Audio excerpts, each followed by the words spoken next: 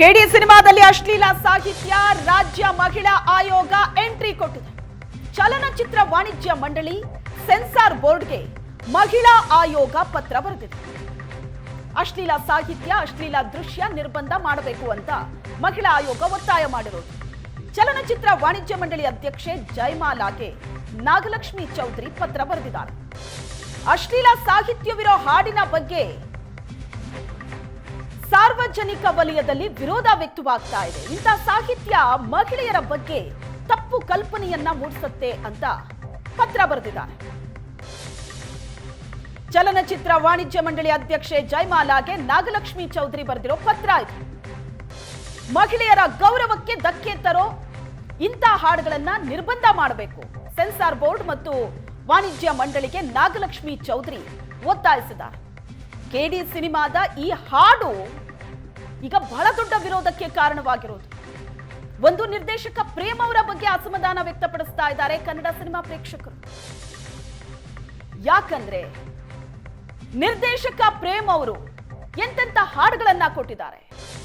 ಜೋಗಿ ಸಿನಿಮಾದ ಹಾಡು ಇವತ್ತಿಗೂ ಜನ ನೆನಪಿಸ್ಕೋತಾರೆ. ಆ ಹಾಡು ಕೇಳಿಸ್ಕೋತಾ ಇದ್ರೆ ಎಂತವರಿಗೂ ಕಣ್ಣಲ್ಲಿ ನೀರು ಬರುತ್ತೆ. ತಾಯಿ ಮೇಲೆ ಕುರಿತಾದಂತಹ ಆ ಹಾಡನ್ನ ಅಷ್ಟೇ ಚಂದವಾಗಿ ಹಾಡಿದ್ದಾರೆ ಕೂಡ ಹೈ ಪಿಚ್. ಅಂತಹ ಪ್ರೇಮ್ ಇಂತಹ ಸಾಹಿತ್ಯ ಕನ್ನಡ ಚಿತ್ರರಂಗಕ್ಕೆ ಕೊಟ್ಟಿದ್ದು ಎಷ್ಟು ಮಟ್ಟಿಗೆ ಸರಿ ಪ್ರಶ್ನೆ ಮಾಡ್ತಿದ್ದಾರೆ. ನಿರ್ದೇಶಕ ಪ್ರೇಮ್ ಸಿನಿಮಾದಲ್ಲಿ ಅಶ್ಲೀಲ ಸಾಹಿತ್ಯ ಚಿತ್ರತಂಡದ ವಿರುದ್ಧ ದೂರು ದಾಖಲಾಗಿದೆ. ನಿರ್ದೇಶಕ ಪ್ರೇಮ್, ನಟಿ ನೋರಾ ಫತೇಹಿ, ನಟ ಸಂಜಯ್ ದತ್ ವಿರುದ್ಧ ಕೇಸ್ ಆಗಿರೋದು. ವಕೀಲ ವಿನೀತ್ ಜಿಂದಾಲ್ ದೆಹಲಿ ಸೈಬರ್ ಪೊಲೀಸರಿಗೆ ದೂರು ಕೊಟ್ಟಿದ್ದಾರೆ. ಅಶ್ಲೀಲ ಸಾಹಿತ್ಯದ ಕಾರಣಕ್ಕೆ ಬಿಎನ್ಎಸ್ 294 ಅಡಿ ಕೇಸ್ ದಾಖಲಿಸಲು ದೂರು ಕೊಟ್ಟಿದ್ದಾರೆ. ವಕೀಲ ಆಶುತೋಷ್ ರಿಂದ ಕೇಂದ್ರ ಮಾಹಿತಿ ಮತ್ತು ಪ್ರಸಾರ ಇಲಾಖೆಗೆ ದೂರು ಹೋಗಿದೆ. ಮುಂಬೈ ಪೊಲೀಸರಿಗೆ ವಕೀಲ ಮದನ್ ಗುಪ್ತಾ ಚಿತ್ರತಂಡದ ವಿರುದ್ಧ ದೂರು ಕೊಟ್ಟಿದ್ದಾರೆ. ಇಷ್ಟೂ ದೂರುಗಳು ದಾಖಲಾಗಿದೆ ಈ ಹಾಡಿನ ವಿರುದ್ಧ.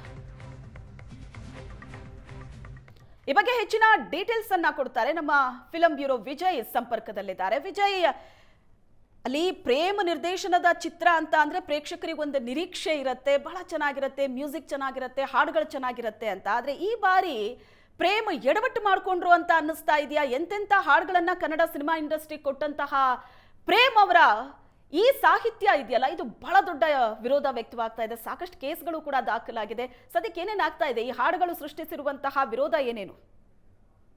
ಖಂಡಿತವಾಗೂ ಶ್ವೇತಾ, ಪ್ರೇಮ್ ಅವರ ಸಾಹಿತ್ಯಕ್ಕೆ ಕನ್ನಡ ಚಿತ್ರರಂಗದಲ್ಲಿ ಒಂದು ದೊಡ್ಡ ಮಟ್ಟದ ಮಾರ್ಕೆಟ್ ಇದೆ. ಅದನ್ನ ಪ್ರೇಮ್ ಅವರು ಮೊದಲಿಂದನೂ ಕೂಡ ಪ್ರೂವ್ ಮಾಡ್ಕೊಂಡ್ ಬಂದಿದ್ದಾರೆ. ಮತ್ತೆ ಪ್ರೇಮ್ ಅವರ ಹಾಡುಗಳಲ್ಲಿ ಏನು ಬಂದಂತ ಸಿನಿಮಾಗಳು ಹಾಡು ಹೇಗೆ ದೊಡ್ಡ ಮಟ್ಟದಲ್ಲಿ ಹಿಟ್ ಆಗುತ್ತೋ ಆ ಹಾಡುಗಳು ಸಿನಿಮಾವನ್ನು ಕೂಡ ಬಾಕ್ಸ್ ಆಫೀಸ್ ನಲ್ಲಿ ಗೆಲ್ಲುವ ಹಾಗೆ ತಗೊಂಡು ಹೋದಂತ ಸಾಕಷ್ಟು ಉದಾಹರಣೆಗಳು ಪ್ರೇಮ್ ಅವರ ಹೆಸರಲ್ಲಿ ಇದೆ. ಆದ್ರೆ ಈ ಬಾರಿ ಕೆಡಿ ಸಿನಿಮಾದ ವಿಚಾರಕ್ಕೆ ಬಂದ್ರೆ ಪ್ರೇಮ್ ಅವರ ಈಗಾಗಲೇ 3 ಹಾಡುಗಳನ್ನ ರಿಲೀಸ್ ಮಾಡಿದ್ರೆ. ಆದ್ರೆ ಮೊನ್ನೆ ರಿಲೀಸ್ ಆದಂತ ಒಂದು ಸ್ಪೆಷಲ್ ಸಾಂಗ್ ಏನಿತ್ತು ಆ ಹಾಡಿನ ಬಗ್ಗೆ ಸಾಕಷ್ಟು ವಿರೋಧ ವ್ಯಕ್ತವಾಗ್ತಿರೋದು. ಅದರಲ್ಲೂ ಕೂಡ ದೇಶಾದ್ಯಂತ ಈ ಹಾಡಿನ ಬಗ್ಗೆ ಒಂದು ವಿರೋಧ ವ್ಯಕ್ತವಾಗ್ತಿರುವಂಥದ್ದು. ಅದರಲ್ಲೂ ಕೂಡ ಕೆಡಿ ಸಿನಿಮಾ ಪ್ಯಾನ್ ಇಂಡಿಯಾ ಮಟ್ಟದಲ್ಲಿ ರಿಲೀಸ್ ಆಗ್ತಾ ಇದೆ. ಮತ್ತೆ ಕನ್ನಡ ಮತ್ತೆ ಹಿಂದಿಯಲ್ಲಿ ಈ ಹಾಡಿನ ಬಗ್ಗೆ ದೊಡ್ಡ ಮಟ್ಟದಲ್ಲಿ ಒಂದು ವಿರೋಧ ವ್ಯಕ್ತವಾಗ್ತಿರುವಂಥದ್ದು. ಯಾಕೆ ಅಂತಂದ್ರೆ ಈ ಹಾಡಿನಲ್ಲಿ ಡಬಲ್ ಮೀನಿಂಗ್ ಪದ ಬಳಕೆ ತುಂಬಾ ದೊಡ್ಡದಾಗಿ ಜಾಸ್ತಿಯಾಗಿ ಇರುವಂತದ್ದು. ಹಾಗಾಗಿ ಇಂತಹ ಪದ ಬಳಕೆಯಿಂದಾಗಿ ಕನ್ನಡ ಸಾಹಿತ್ಯ ಅಥವಾ ಕನ್ನಡ ಚಿತ್ರರಂಗವನ್ನು ಎಲ್ಲಿಗೆ ಇವರು ಪ್ರೇಮ್ ಅವರು ತೋರಿಸ್ತಾ ಇದ್ದಾರೆ ಅಂತ ಹೇಳಿ ವಿರೋಧ ವ್ಯಕ್ತವಾಗ್ತಿರುವಂಥದ್ದು. ಮತ್ತೆ ಈ ಒಂದು ಹಾಡಿಗೆ ವಿರೋಧ ವ್ಯಕ್ತಪಡಿಸಿ ಈಗಾಗಲೇ ದೆಹಲಿಯಲ್ಲಿ ಈಗಾಗಲೇ ಕೇಸ್ಗಳು ದಾಖಲಾಗ್ತಿರುವಂತಹ ಒಂದು ಪ್ರಸಂಗಗಳು ನಡೀತಾ ಇದೆ. ಮತ್ತೆ ಕರ್ನಾಟಕದಲ್ಲೂ ಕೂಡ ಈ ಒಂದು ಹಾಡಿನ ವಿರುದ್ಧವಾಗಿ ಪ್ರೇಮ್ ಅವರು ಇಂತಹ ಪದಗಳನ್ನು ಬಳಸಬಾರ್ದಾಗಿತ್ತು, ಮತ್ತೆ ಈ ಹಾಡನ್ನ ತೆಗಿಬೇಕು ಚಿತ್ರದಿಂದ ಅಂತ ಹೇಳಿ ದೂರುಗಳು ದಾಖಲಾಗ್ತಿರುವಂತಹ ಉದಾಹರಣೆಗಳು ಸಾಕಷ್ಟಿದೆ.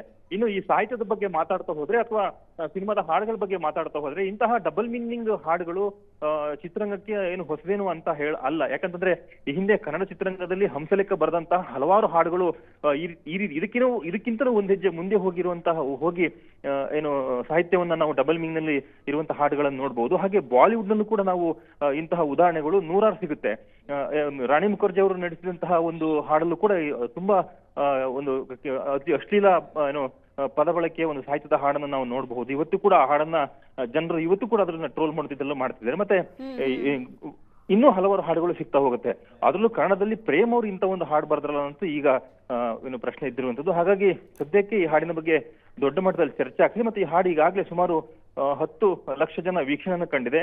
ಮತ್ತೆ ಈ ಹಾಡಿನಲ್ಲಿ ನೂರಾ ಫತೇಹಿ ಅವರು ಅಭಿನಯಿಸಿದ್ದಾರೆ. ಮತ್ತೆ ಧ್ರುವ ಸರ್ಜಾ ಅವರ ಸಿನಿಮಾ ಆಗಿರೋದು. ಮತ್ತೆ ಪ್ರೇಮ್ ಅವರ ಸಾಹಿತ್ಯ ಬಗ್ಗೆ ಏನ್ ನಿರೀಕ್ಷೆ ಇತ್ತು, ಆದ್ರೆ ಈ ಹಾಡು ಆ ನಿರೀಕ್ಷೆಯನ್ನ ಒಂದು ಹಂತ ಇನ್ನೂ ಬೇರೆ ತರದಲ್ಲಿ ಮೀರಿ ಹೋಗಿದೆ ಅಂತಾನೆ ಹೇಳ್ಬೋದು ಶ್ವೇತಾ. ಮತ್ತೆ ಪ್ರೇಮ್ ಅವರು ಇದಕ್ಕೆ ರಿಯಾಕ್ಷನ್ ಕೊಡ್ತಾರೆ ಅಂತ ಕಾದು ನೋಡ್ಬೇಕಿದೆ. ಪ್ರೇಮ್ ಅವರು ಸಂಪರ್ಕ ಕೂಡ ಪ್ರಯತ್ನ ಪಟ್ಟಿದೆ. ಹಾಗಾಗಿ ಅವರು ಔಟ್ ಆಫ್ ಸ್ಟೇಷನ್ ಆಗಿದ್ದೀವಿ, ನಾವು ನಾಳೆ ಬಂದ ನಂತರ ಈ ಒಂದು ವಿರೋಧದ ಬಗ್ಗೆ ಮಾತನಾಡ್ತೀನಿ ಅಂತ ಕೂಡ ಹೇಳಿದ್ದಾರೆ Shweta. Okay, thank you Vijay.